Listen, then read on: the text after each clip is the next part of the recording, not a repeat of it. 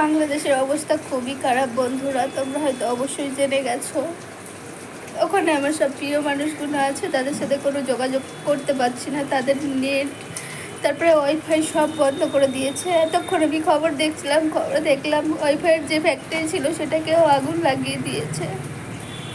ওরা তো চেয়েছিল, সরকারের কাছে অধিকার চেয়েছিল, তাদেরকে রাজাকার করে দিয়েছে। রাজাকার জানো বন্ধুরা তোমরা? 1952 সালে যখন রাজাকার করেছিল তাদের, তখন ওরা মেয়েদেরকে ধর্ষণ করেছিল, তারা রাজাকার তাদেরকে বলে। আর এখন ওরা চেয়েছে সরকারের কাছে, ছাত্রলীগরা চেয়েছে সরকারের কাছে অধিকার, তাদেরকে এখন রাজাকার করে দিয়েছে। মানে তাদেরকে কি এখন বলতে চাইছে সরকার? কি তারা কি ধর্ষণ করেছিল? 1952 সালে যারা ধর্ষণ করেছিল তারাই তো রাজাকার, তাই না?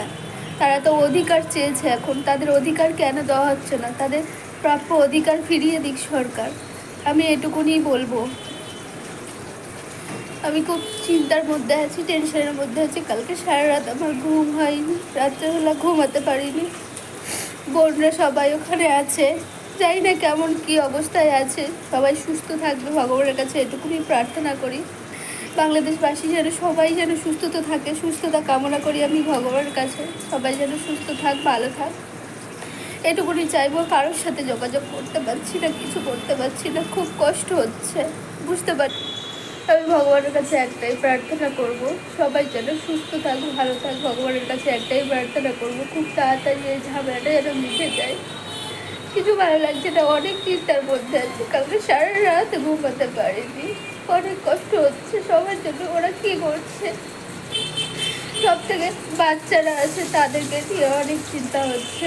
বোনদের ছোটো ছোটো বুঝকো আছে, তাদেরকে দিয়ে অনেক চিন্তা হচ্ছে।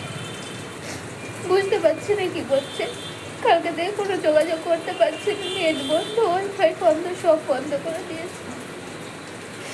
কেমন আছে, কি করছে, কোনো যোগাযোগ নেই।